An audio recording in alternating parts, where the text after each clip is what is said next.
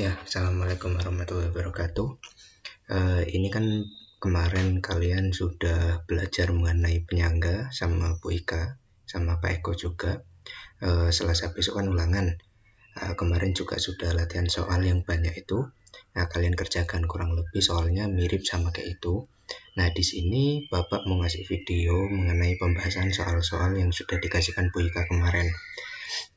Itu kan kalau nggak salah ada prinsip sama perhitungan ya. Nah, di sini yang pertama prinsip dulu, nanti ketika Bapak sudah membahas soal yang prinsip, baru Bapak jelaskan soal yang perhitungan.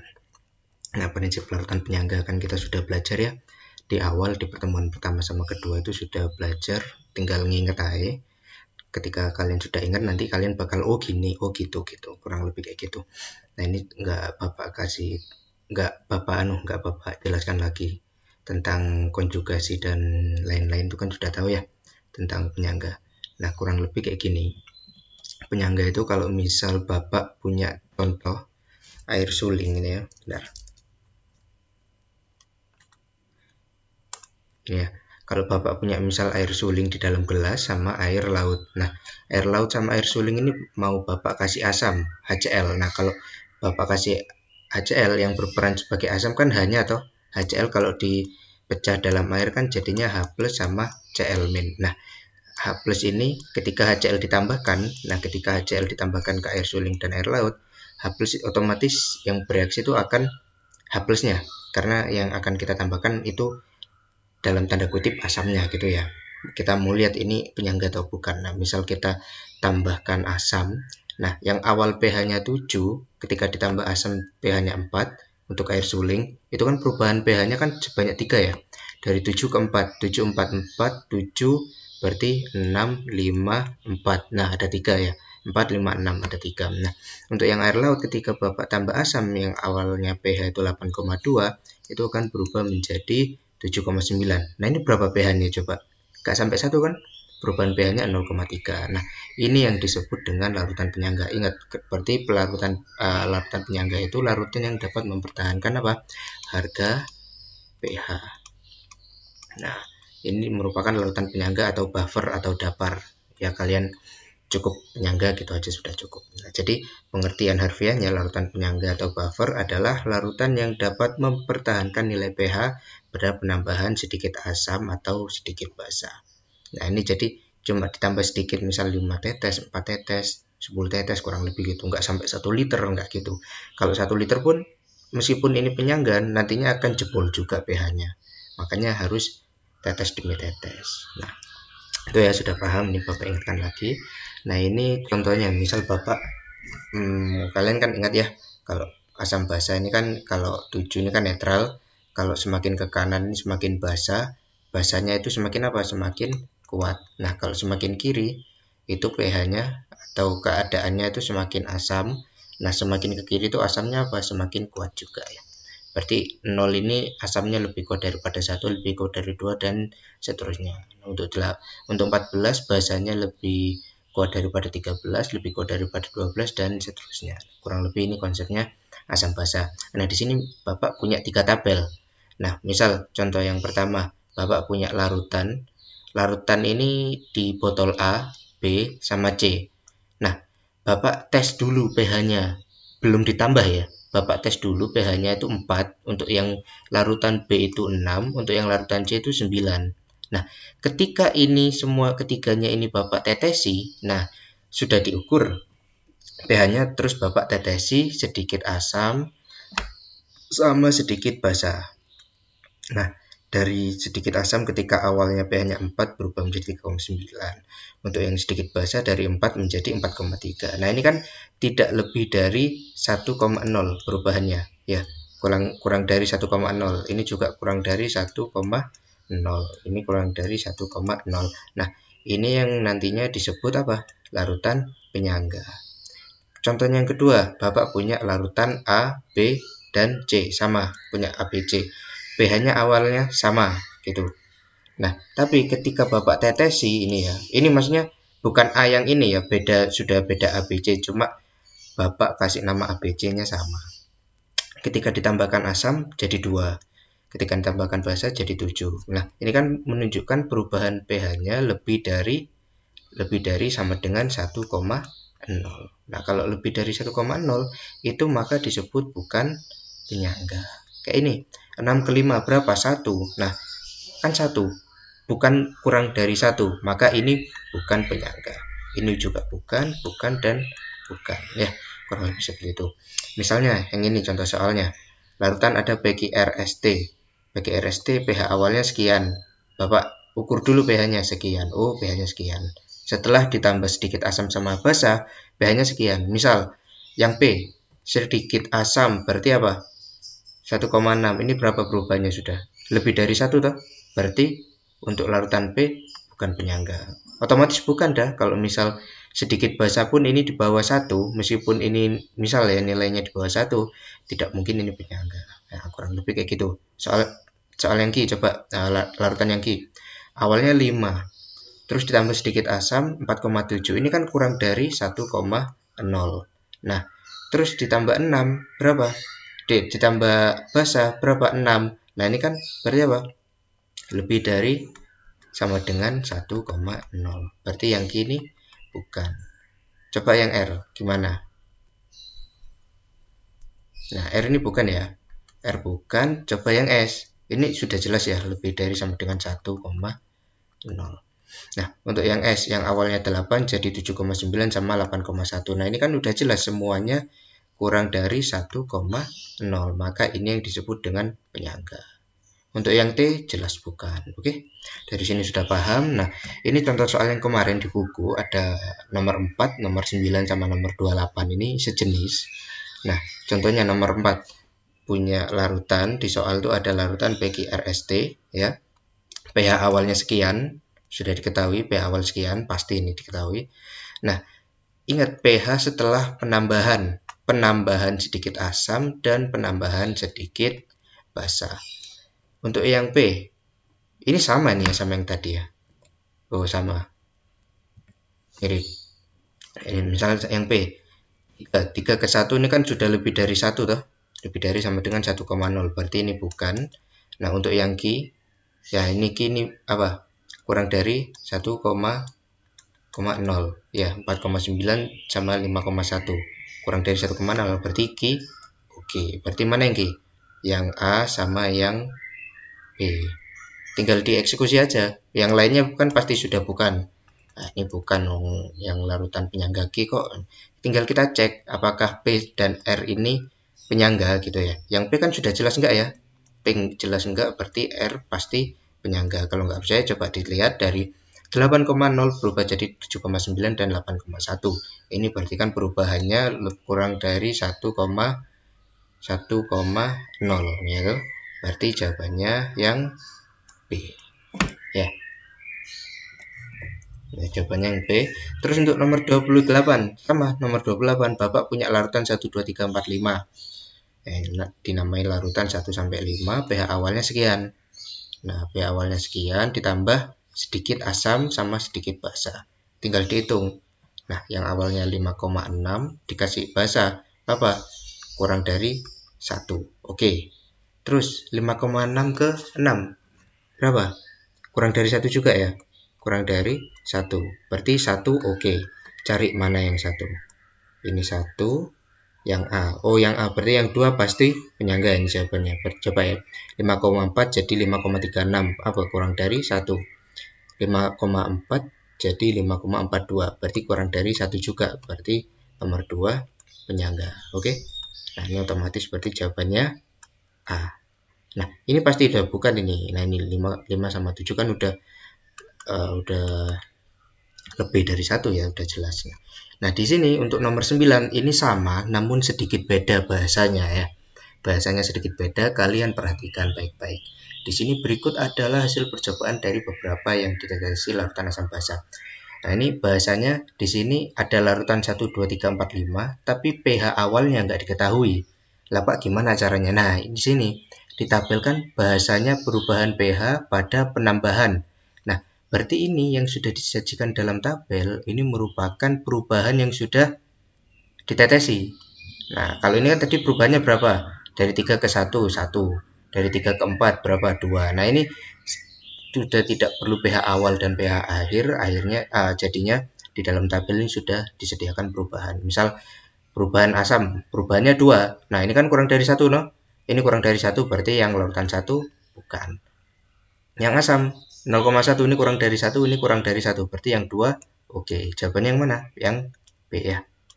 Nah, sama kurang lebih sama ini semua, bukan kurang lebih, ini sama banget ini udah. Nah, selanjutnya ini kalian ingat banget untuk larutan penyangga itu kan ada asam sama basa ya. Bapak udah jelaskan di awal ada penyangga asam dan penyangga basa. Yang pertama penyangga asam. Penyangga asam itu dibuat ada 2 cara. Nah, dibuat ada 2 cara. Yang pertama itu pembuatan langsung dan yang kedua itu pembuatan tidak langsung. Nah, pembuatan langsung ini rumusnya yang dimaksud pembuatan langsung itu apa? Penyangga itu kan antara yang lemah dan basa konjugasinya. Nah, berarti kalau asam berarti asam lemah dan basa konjugasinya. Nah, ini ya. Nah, ini. Jadi langsung, Nak, kalau Bapak punya asam lemah sama basa konjugasi langsung punya, itu maka disebut dengan apa? Dengan penyangga asam. Contohnya di sini. CH3COH ini apa? Asam lemah. Nah, Bapak punya garam. Garamnya CH3CONA. Kenapa kok disebut garam? Karena ini kan sejenis. CH3COO sama ya, CH3CO, cuma bedanya ini hanya keluar, asamnya keluar diganti Na. Nah, CH3CONA kalau dipecah jadi CH3CO- dan Na+. Nah, CH3CO- ini kan basa konjugasi ya ini ya. Ini asam lemah. Nah, ini basa konjugasi. Nah, oleh karena itu kenapa kok asam lemah dan garamnya? Karena garamnya akan menghasilkan basa konjugasi. Kurang lebih kayak gitu, sama. Nah, yang kedua itu adalah pembuatan tidak langsung. Nah, bedanya apa sih Pak Eko? Bedanya itu, nah, kalau di pembuatan tidak langsung, asam lemah itu tidak langsung sama garamnya, tapi dengan apa? Direaksikan dengan basa kuat. Nah, ini. Dengan syarat asam lemahnya wajib memiliki mol yang lebih banyak daripada basa kuat. Ingat, memiliki mol yang lebih banyak daripada basa kuat. Nah, dari asam lemah ketika direaksikan dengan basa kuat akan menjadi garam. Contohnya, Bapak punya 100 ml CH3COH ini yang sebelah kanan ya. 100 ml CH3COOH 0,1 molar. Nah, oke.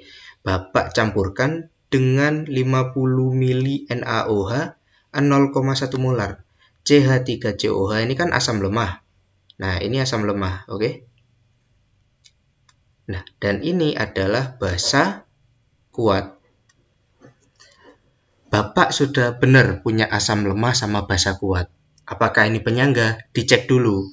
Kalau ini penyangga, harusnya asam lemah ini memiliki mol yang berlebih. Artinya apa?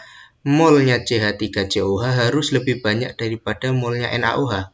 Kayak gini. Mol CH3COOH itu cara ngitungnya gimana? Kan volume ini ya, volumenya kan 100 ml. Itu ya, volumenya 100 ml. 100 ml dikali 0,1 molar. Berarti berapa? 10 milimol. Oke. Untuk yang NaOH sama, mili atau volume. Kalau ini liter ya liter gitu. Karena ini diketahui mili ya udah mili. Berarti volume dikali apa? Konsentrasi. Berarti 50 dikali 0,1 berapa? 5 milimol. Nah, dari sini ketahuan 10 milimol yang Bapak punya pada asam basa, 10 milimol asam asam lemah, kok asam basa? Asam lemah. Nah, itu kan lebih besar daripada 5 milimol dari basa apa? Dari basa kuat. Nah, ini sudah memasuki syarat yang kedua, yaitu apa? Asam lemah, perhatikan yang sebelah kiri lagi. Asam lemah itu harus memiliki mol yang berlebih, oke? Nah, Bapak sudah punya asam lemah, Bapak punya basa kuat, Bapak campur.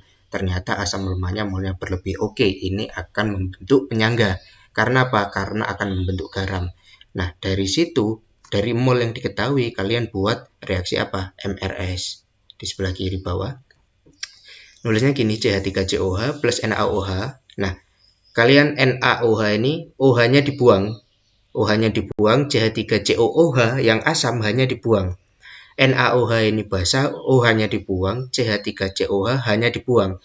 Ketika dibuang, H sama OH ini bereaksi jadi satu, maka membentuk apa? H2O. Nah, membentuk H2O ini untuk menggampangkan kalian menulis reaksi.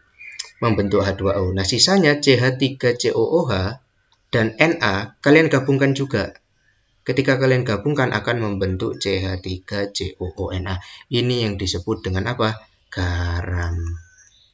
Nah, dari CH3COONA kan kalau dipecah lagi kan ada CH3CO- sama Na+. Nah, CH3CO- berperan sebagai basa konjugasi, kembali lagi ke rumus awal, kurang lebih seperti itu.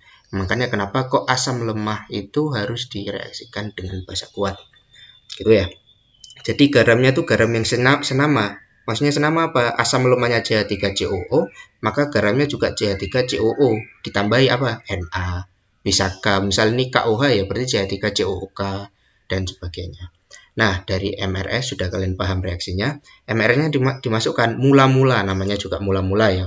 Kalian kalau punya larutan, punya botol A sama botol B, ini botol A, ini botol B. Kalau dicampurkan kan masih awalnya sendiri-sendiri, belum terbentuk garamnya ini belum terbentuk. Nah, baru ketika reaksi A sama B ini dicampurkan, B dimasukkan ke A. Nah, gitu ya. Makanya CH3COH sudah mulai terbentuk. Nah, ketika sudah kalian campur, maka di dalam botol campuran, misal botol C ini yang sudah dicampur, nah itu akan ke dalam keadaan setimbang. Nah, itu disebut dengan sisa atau setimbang, sama aja. Jadi awal-awal kalian punya molnya CH3COOH sama sama NaOH. Berapa? Pak, saya punya 10 mol ini ya. Yang tadi kan sudah dihitung. Yang sebelah kanan 10 mol, 10 milimol sama NaOH-nya 5 milimol. Nah, dari sini Pak, terus gimana saya menentukan reaksinya? Kalian menentukan reaksinya, tentukan yang paling sedikit atau tentukan mana yang basa kuat. Yang basa kuat kan NaOH. Nah, karena NaOH ini basa kuat, maka otomatis NaOH harus apa? Harus habis. Sedangkan asam lemah harus bersisa. Nah, kenapa kok habis? Ini kan 5 milimol. 5 sama 10 lebih sedikit mana? Lebih sedikit 5. Makanya ditulis 5. Biar apa? Biar NaOH ini habis. Oke? Dari 10 milimol sama ini kan 5. Otomatis lainnya akan 5. Ini sudah secara otomatis 5. Berarti 10 kurangi 5 milimol berapa? 5 milimol. Nah, CH3CONA yang awalnya 0 kan belum direaksikan, mula-mula 0, terus ketika direaksikan ternyata muncul garam CH3CONA sebanyak milimol, maka 0 ditambah 5 milimol sebanyak 5 milimol. Nah, untuk H2O ini kalian abaikan ini ya. Nah, makanya kenapa kok asam lemah ini harus berlebih? Ini berlebih kan, 10 sama 5 kan lebih banyak CH3COH. Karena apa? Karena kalau direaksikan yang lebih sedikit itu akan habis. Nah, ketika di akhir reaksi ini habis, sisanya apa? CH3COH dan CH3COONA. Nah, berarti ini apa? Ini apa? Asam lemah dengan apa? Garamnya.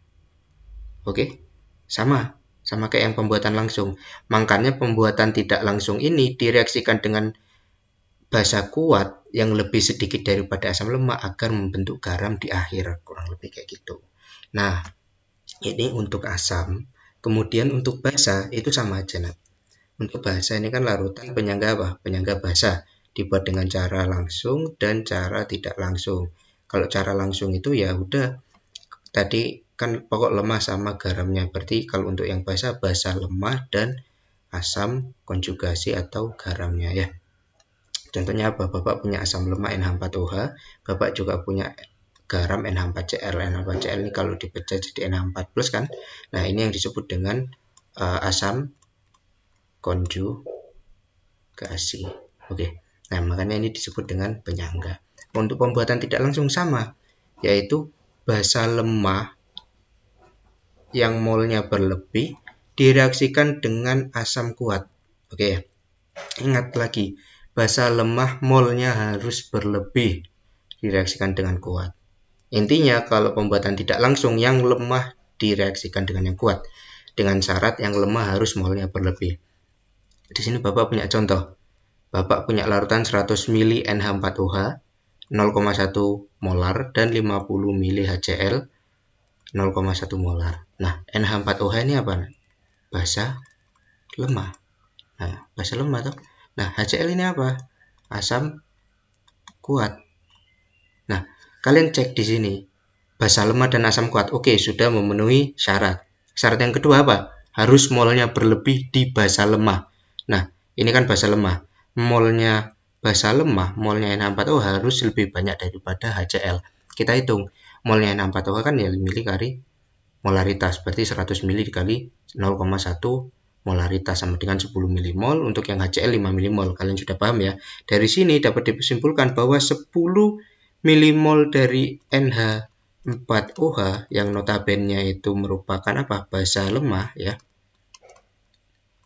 Nah, itu lebih besar daripada 5 milimol miliknya asam kuat HCl.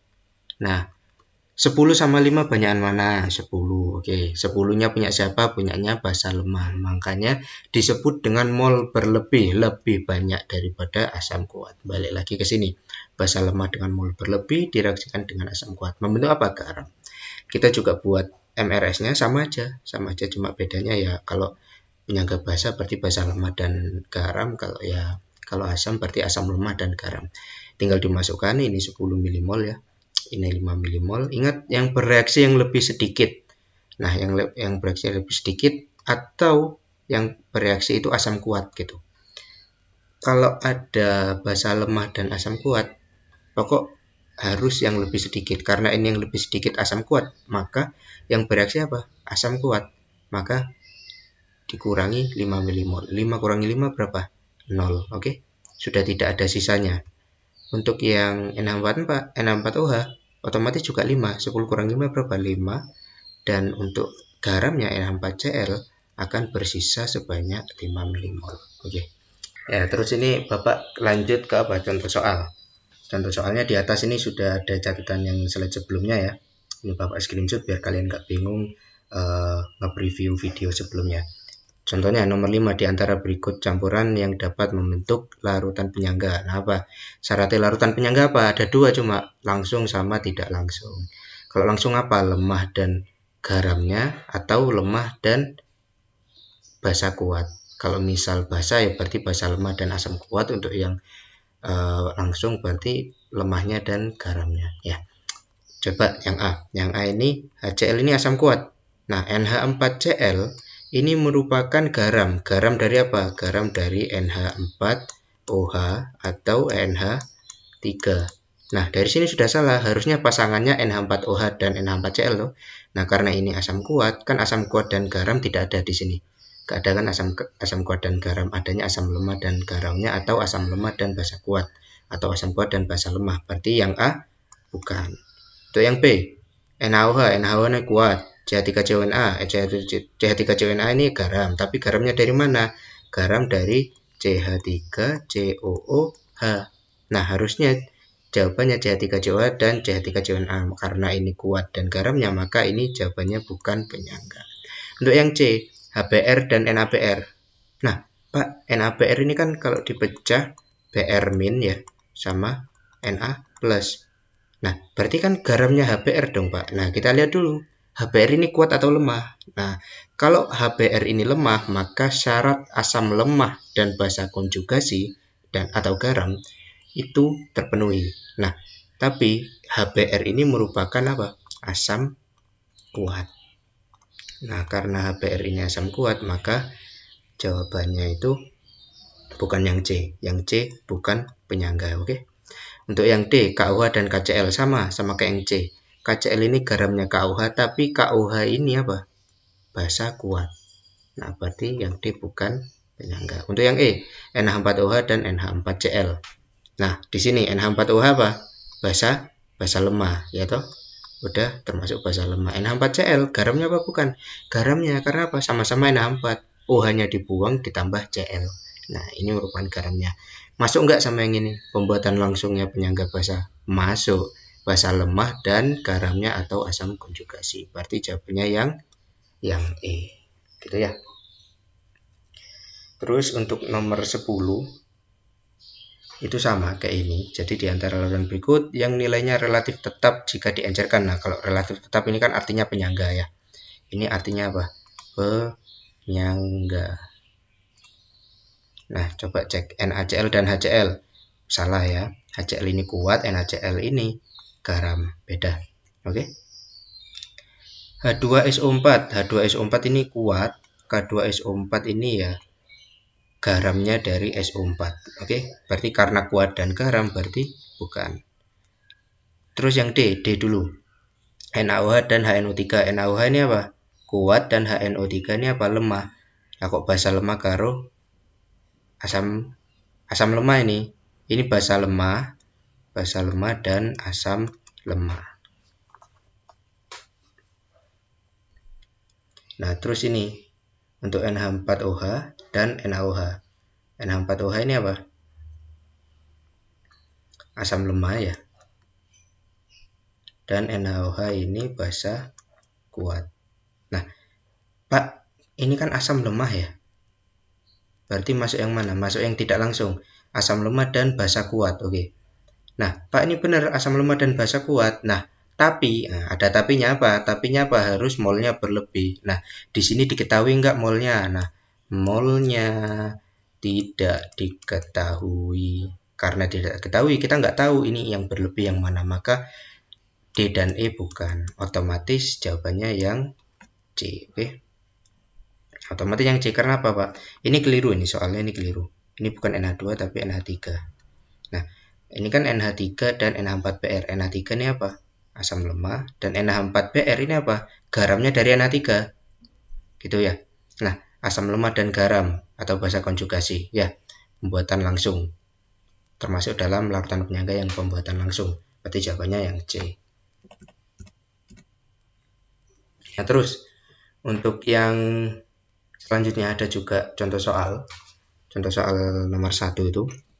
Ini baru. Kalau tadi itu kalian cuma melihat pembuatan langsung pembuatan langsungnya asam dan basa. Untuk yang nomor 1 dan 14 ini merupakan contoh dari keempatnya. Jadi ada pembuatan langsung dan tidak langsungnya asam, pembuatan langsung dan tidak langsungnya basa. Nah, dari sini kalian harus paham dulu. Yang awal kalian lihat spesinya itu apa aja. Nomor 1 ada NaOH sama apa? HCl. Nah, NaOH ini lo kuat. Ini kuat, ini kuat. Nah, kuat sama kuat ada nggak? Ini kan lemah kuat, lemah garam. Terus lemah garam, lemah kuat. Berarti nomor 1 otomatis bukan. Oke. Untuk yang B NaOH sama NaCN. Nah, di sini NaOH ini basa kuat. Sedangkan NaCN merupakan apa? Merupakan konjugasi dari HCN. Nah, NaCN itu harusnya sama HCN. Nah, tapi kok sama basa kuat? Kan nggak ada tuh di sini ya, basa kuat sama garamnya nggak ada tuh. Nah, karena nggak ada ya berarti untuk yang B bukan penyangga. Terus yang C, NaCN dan HCN. Nah, ini sama kayak yang ini, yang B. NaCN ini garam, sedangkan HCN ini asam lemah. Berarti garam dan asam lemahnya atau asam lemah ya, asam lemah HCN dengan garam NaCN. Nah, ini kan sudah masuk ya. Sudah masuk ke yang ini. Asam lemah ini, nih yang asam. Nah, masuk tuh. Nah, karena ini sudah masuk, ya udah. Gitu. Terus kalau misal di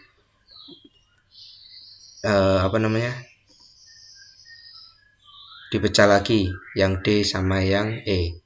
Yang D itu apa? NH4OH ini kan lemah dan H2SO4 basa lemah dan apa?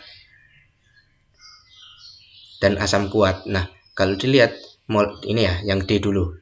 Yang D itu kan berarti NH4OH itu molnya 100 dikali 0,1. Berapa?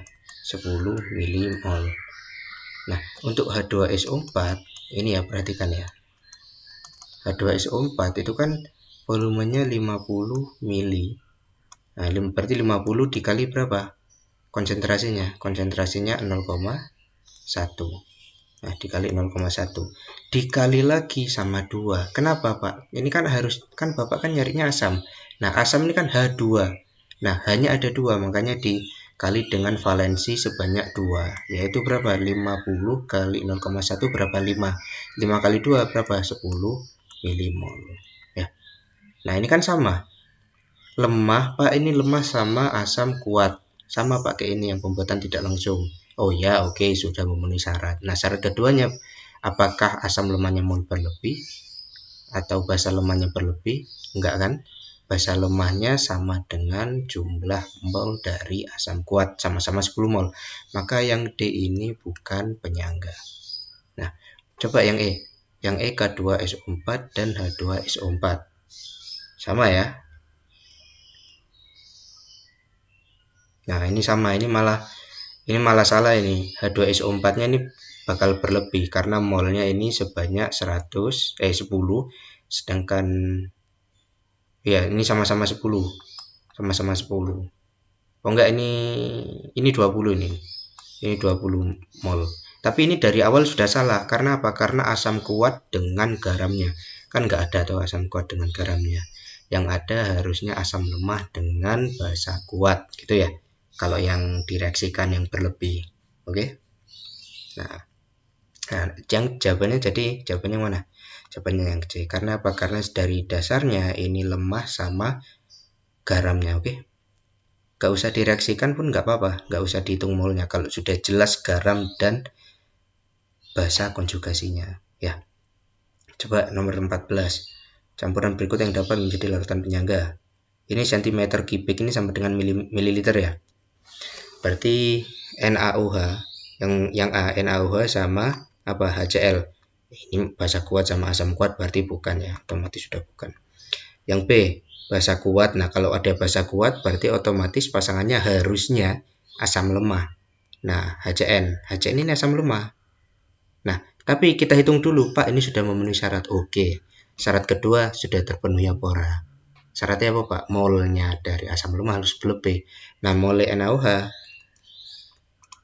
NaOH itu kan sama dengan 100 dikali apa? 0,1 berapa? 10. Molnya HCN 100 dikali 0,1 sama dengan berapa? 10 lah, nggak ada yang berlebih, podo kok jawabannya. Nah, mulai podo berarti yang B bukan penyangga ya. Terus 10 cm 10 mili sama 10 mili NH4OH sama 10 mili 100 mili NH4Cl. Nah, ini udah jelas ini. NH4OH ini apa sih? Basa lemah tuh. NH4Cl apa? Garamnya dari NH4OH. Kenapa kok bisa disebut garamnya, Pak? Podo-podo NH4, OH-nya dibuang ganti Cl. Nah, itu disebut garamnya. Nah, berarti otomatis jawabannya apa? Jawabannya yang C.